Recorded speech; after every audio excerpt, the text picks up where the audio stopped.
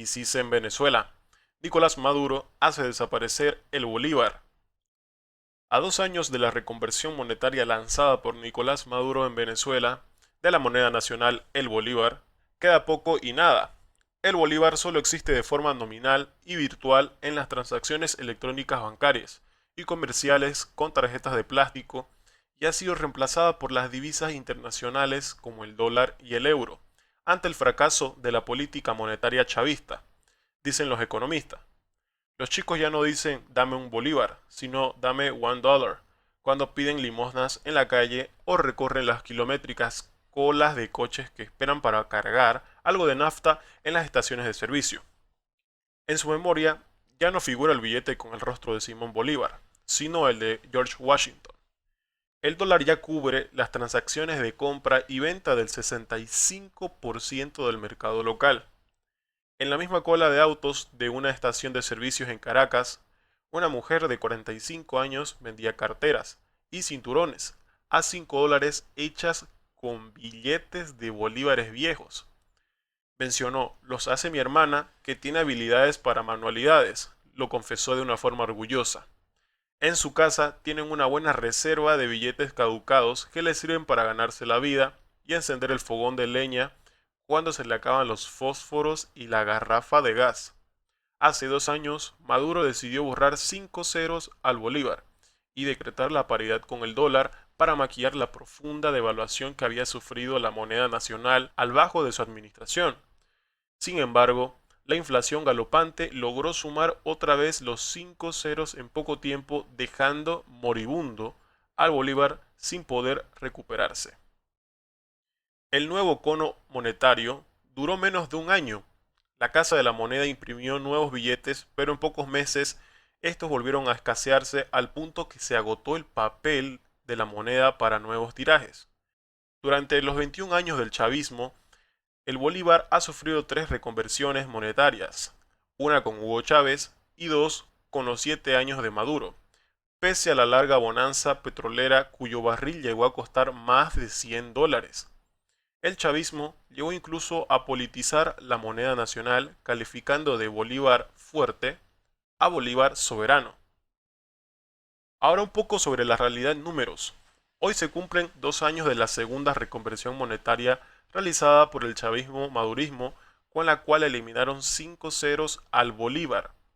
Ese 20 de agosto del año 2018, el salario mínimo mensual era de $30 y hoy es de $1.30. Acabaron con el país, con su moneda y con los salarios. Sentencia del diputado José Guerra, exdirector del Banco Central de Venezuela. En ese tiempo, la escala inflacionaria de los bienes y servicios aumentaron un 3,443.711%, posicionándose como la más grande y larga hiperinflación del mundo, según cifras de la Asamblea Nacional. El tipo de cambio oficial del BCB era de 60 bolívares, hoy es de 296.769 bolívares por dólar. El dólar paralelo se encontraba en 59,21 bolívares y hoy es de 308.859 bolívares por dólar. Ni la caída del comunismo en la Unión Soviética, ni el periodo especial cubano, ni la guerra civil de Libia, ni la guerra del Golfo de 1991, ni ninguna otra catástrofe que desde el mundo moderno ya haya experimentado guerras, han tenido un empobrecimiento tan acelerado de una economía, una destrucción de la capacidad de generar riquezas, una destrucción de la actividad económica como la que se está viendo en Venezuela mientras Maduro ocupa el poder. Y en más noticias, vamos a hablar sobre los últimos momentos de Nelson Martínez, el hombre que ocupó los más altos cargos del sector petróleo, fue arrestado por orden de Maduro, no tuvo juicio y murió en prisión. Vamos a hablar sobre lo que nos narra un poco la esposa de Nelson Martínez. Quiero narrarte cómo fueron los días previos a la muerte de mi esposo, Nelson Martínez, el sábado 17 de noviembre del año 2018. Cuando fui a visitarlo, lo encontré muriéndose y no exagero. No podía hablar ni moverse, temblando. Tenía días sin comer ni tomar nada. No aguantó ni 10 minutos y el custodio se lo llevó ayudándolo a caminar. Son las palabras de Beatriz Arias de Martínez, esposa de quien ocupará los cargos más altos de petróleo en Venezuela, no solo como presidente de la Citgo, sino como ministro de Petróleo y presidente de la estatal PDVSA, Petróleos de Venezuela. Tenía 67 años de edad cuando el 12 de diciembre del año 2018 fallece. Era un químico, a quien caracterizaba la humildad. Era muy reservado. Hizo maestrías en química y física en Francia y en Estados Unidos, con un doctorado en Reino Unido. Mucho antes de la llegada de Hugo Chávez al poder, Nelson Martínez se hace una referencia en la entonces muy prestigiosa empresa Petróleos de Venezuela. Dirigió la parte de refinación de Petróleos de Venezuela en Puerto La Cruz. Después llegó a la presidencia de Citgo y con Nicolás Maduro al Ministerio del Petróleo y presidencia del Petróleos de Venezuela, solo por unos meses. Un día cualquiera, con la excusa de haber cometido irregularidades en la refinación de la deuda de Citgo, filial de Petróleos de Venezuela en Estados Unidos, Nicolás Maduro ordena su detención el día 30 de noviembre del 2017.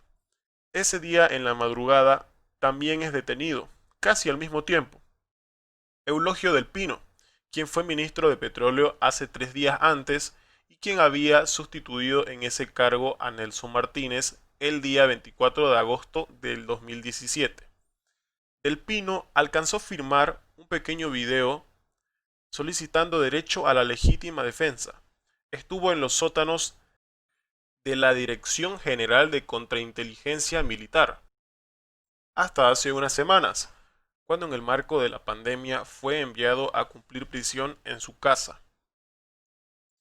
Hablando un poco sobre la asistencia médica, Beatriz de Martínez dice que antes de morir su esposo, yo tenía semanas pidiendo que lo llevaran a una clínica, porque me daba cuenta de que le podía estar dando endocarditis. Explica que lo hizo a través de los abogados y de personas que podían tener contacto con Nicolás Maduro. No hubo forma. Ese día, 17 de diciembre del año 2018, al salir de los sótanos de la Dirección General de Contrainteligencia Militar, lugar donde permanecía detenido, me encontré con el jefe de custodios, que estaba de guardia, y le dije, si no sacan a Nelson a una clínica, se les va a morir aquí adentro. Ella no sabía que para ese momento ya la situación del exministro estaba llegando al colapso y era irreversible, porque no había recibido la atención requerida a tiempo. Agrega la señora Martínez que al día siguiente, el domingo 18 de diciembre del 2018, la llamaron al mediodía para decirle que la noche anterior, es decir, el sábado 17 en la noche, lo habían llevado al Hospital Militar de Caracas, el doctor Carlos Arbelo, que se encontraba en emergencia. Acudió presurosa y allí lo encontró con suero. A ella le dijeron que lo que él tenía era solo un malestar estomacal y que lo regresarían de nuevo donde se encontraba en la DGCIM. Ella sospechaba que la situación podría ser de mayor gravedad. Como pude, hablé con el médico residente y le expliqué el problema cardíaco de mi esposo, pero él no me hizo caso. Quizá no lo creía, pero después, por alguna razón que desconozco, lo subieron al piso número 6 de detenidos militares. Imposible describir lo que es este sitio. Eso lo haré en otra oportunidad. Allí estuvo 16 días, donde solo lo veía el médico de piso y seguían sin saber lo que él tenía. Exámenes que teníamos que hacer afuera y conseguir las medicinas. Esa situación continuó así hasta el 5 de diciembre del año 2018, que decidieron llevarlo a la unidad de cuidados intensivos. Ya para ese momento, ya mi esposo tenía dañados los riñones, necesitaba diálisis y además tenía comprometidos todos sus órganos. Solo se nos permitía verlo de 4 a 5 de la tarde y por ello nos turnábamos sus hijos y yo para verlo. Y ese fue el doloroso relato de Beatriz de Martínez. Da cuenta que casi enseguida él perdió la conciencia. Le hicieron unas 3 transfusiones de sangre, sufrió varios infartos y solo resistió una diálisis. Él falleció el 12 de diciembre del año 2018.